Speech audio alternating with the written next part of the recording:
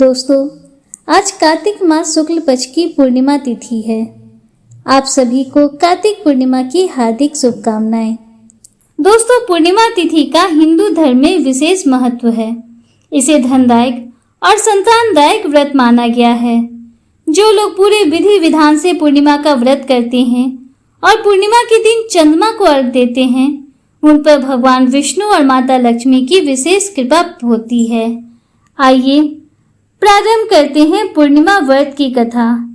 प्रेम से बोलिए गौरी पुत्र गणेश की जय। द्वापर युग में एक समय की बात है। यशोदा जी ने कृष्ण से कहा, हे कृष्ण, तुम सारे संसार के उत्पन्न करता, पोषण तथा उसके संहार करता हो। आज कोई ऐसा व्रत मुझसे कहो जिसके करने से मृत्यु लोक में स्त्रियों को विधवा होने का भय न रहे तथा यह व्रत सभी मनुष्यों की मनोकामना पूर्ण करने वाला हो। श्री कृष्ण कहने लगे, हे माता, तुमने अति सुंदर प्रश्न किया है। मैं तुमसे ऐसे ही व्रत को सविस्तार कहता हूँ। सौभाग्य की प्राप्ति के लिए स्त्रियों को 32 पूर्णिमाओं का व्रत करना चाहिए। इस व्रत को करने से स्त्रियों को सौभाग्य संपत्ति मिलती है। यह व्रत अचल सौभाग्य को देने वाला और भगवान शंकर के प्रति मनुष्य मात्र की भक्ति बढ़ाने वाला है। यशोदा जी कहने लगी, हे कृष्ण, सर्वप्रथम इस व्रत को मृत्यु लोक में किसने किया था? इसके विषय में विस्तार पूर्वक मुझसे कहो। श्री कृष्ण जी कहने लगे, इस भूमंडल पर एक अत्यंत प्रसिद्ध राजा चंद्रहास से पालित अनेक प्रकार के रत्नों से परिपूर्ण कातिका नाम की एक नगरी थी। वहां धनेश्वर नाम का एक ब्राह्मण था। उसकी स्त्री अति सुशील और रूपवती थी। दोनों ही उस नगरी में बड़े प्रेम से रहते थे। घर में धन्य धान आदि की कोई कमी नहीं थी, किंतु उनको एक बहुत बड़ा दुख था। उनकी कोई संतान नहीं थी, जिस वजह से वो दोनों बहुत दुखी रहते थे। एक दिन एक बड़ा तपस्वी योगी उस नगरी में आया। वह योगी बाकी सभी घरों से भिक्षा मांगकर भोजन किया करता था, लेकिन उस ब्राह्मण के घर से उसने कभी भिक्षा नहीं मांगी। एक दिन योगी गंगा किनारे भिक्षा मांगकर प्रेम पूर्वक खा रहा था, तो धनेश्वर ने योगी को यह करते देख लिया।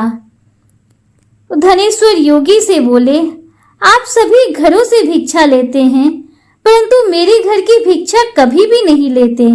इसका कारण क्या है? योगी कहने लगा कि हमारा धर्म हमें इस बात की आज्ञा नहीं देता, क्योंकि अभी आप गृहस्थ जीवन में एक सुख से वंचित हैं।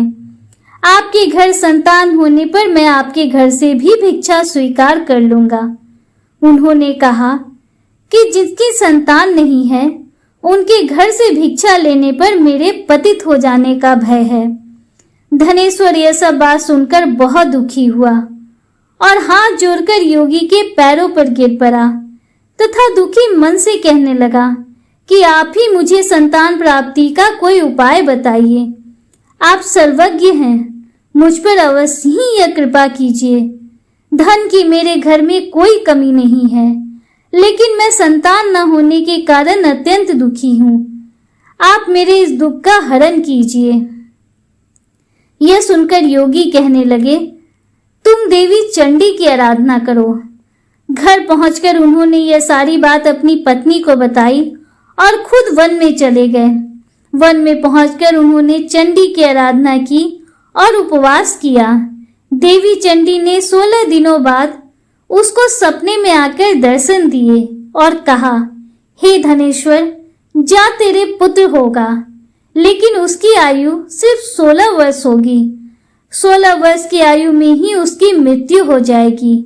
अगर तुम दोनों स्त्री और पुरुष 32 पूर्णिमाओं के व्रत को करोगे तो वह दीर्घायु हो जाएगी। जितनी तुम्हारी सामर्थ्य हो उतने दिए जलाकर शिवजी का पूजन करना, लेकिन पूर्णमासी 32 ही होनी चाहिए। सुबह होते ही तुम्हें इस स्थान के पास एक आम का पेड़ दिखाई देगा। उस पर चढ़कर एक फल तोड़कर अपने घर चले जाना।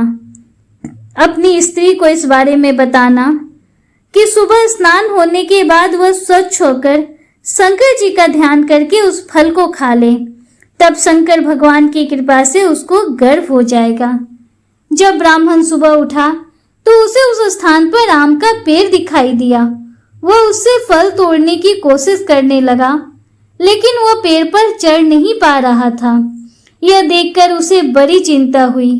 उसने भगवान गणेश की उपासना की और कहा, हे दयानिधे, अपने भक्तों के विघ्नों का नाश करके उनके मंगल कार्य को करने वाले, दुष्ट का नाश करने वाले, रिद्धि सिद्धि देने वाले, आप मुझे इतना बल दें कि मैं अपनी मनोकामना पूरी कर सकूं।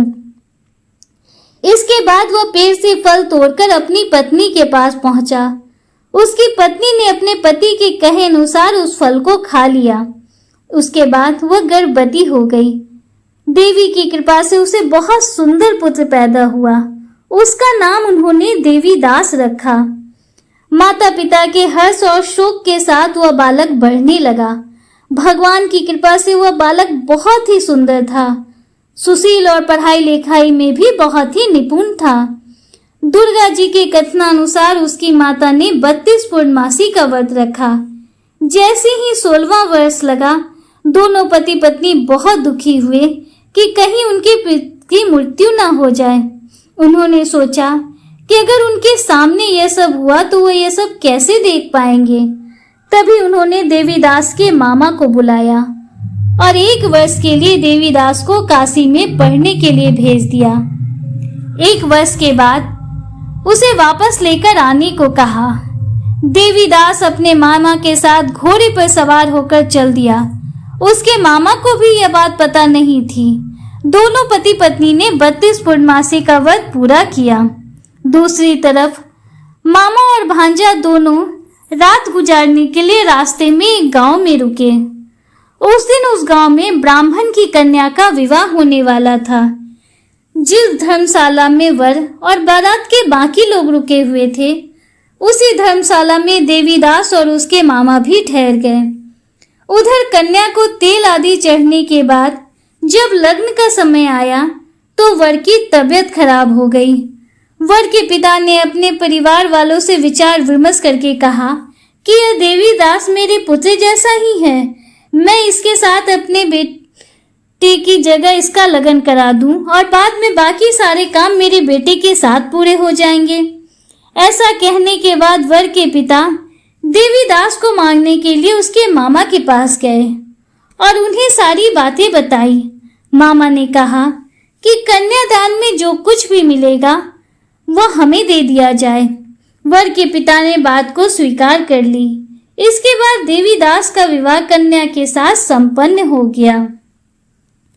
इसके बाद वह अपनी पत्नी के साथ भोजन करने लगा और मन में विचार करने लगा कि न जाने ये किसकी पत्नी होगी। यह सोचकर उसकी आंखों में आंसू आ गए। तब वधू ने पूछा, क्या बात है, आप उदास क्यों हैं? तब उसने सारी बातें अपनी पत्नी को बता दी। तब कन्या कहने लगी, यह ब्रह्म विवाद के विपरीत है। आप ही मेरे पति हैं, मैं आप ही की पत्नी रहूंगी, किसी अन्य की कभी नहीं। तब देवीदास ने कहा, ऐसा मत करिए, क्योंकि मेरी आयु बहुत कम है, मेरे बाद आपका क्या होगा। लेकिन उसकी पत्नी नहीं मानी और बोली, स्वामी आप भोजन कीजिए। दोनों रात में सोने के लिए चले गए। सुबह देवीदास ने पत्नी को 4 नगों से जड़ी एक अंगूठी दी और एक रुमाल दिया और बोला, हे प्रिय, इसे लो और संकेत समझकर स्थिर चित हो जाओ। मेरे मरण और जीवन जानने के लिए एक पुष्प वाटिका बना लो।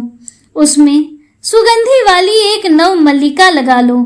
उसको प्रतिदिन जल से सींचा करो और आनंद के साथ खेलो कूदो।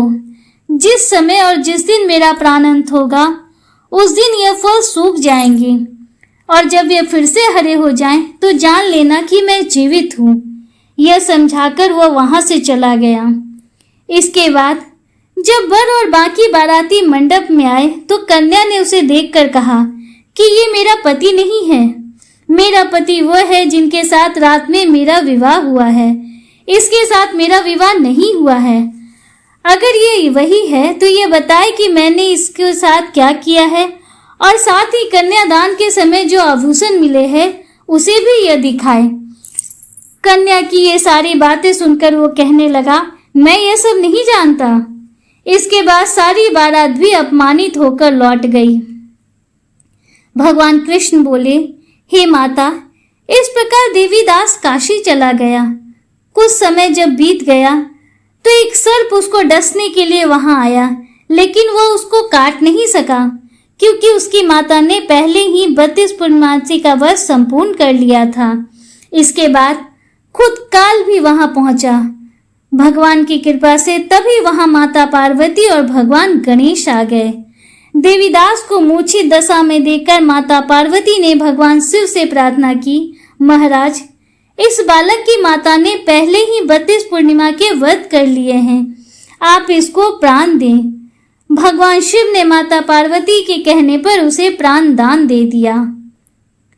उधर उसकी पत्नी उसके काल की प्रतीक्षा कर रही थी।